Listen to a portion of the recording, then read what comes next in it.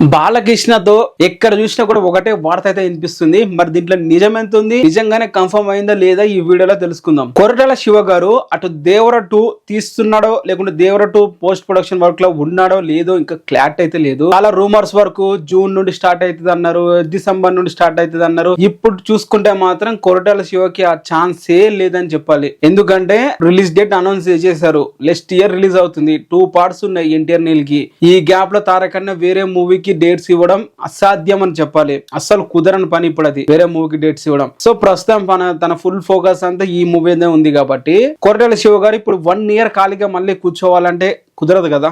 So ఈ gap లో వచ్చేసి కొరటాల శివ గారు బాలకృష్ణ గారికి ఒక స్టోరీ అయితే వినిపించారంట.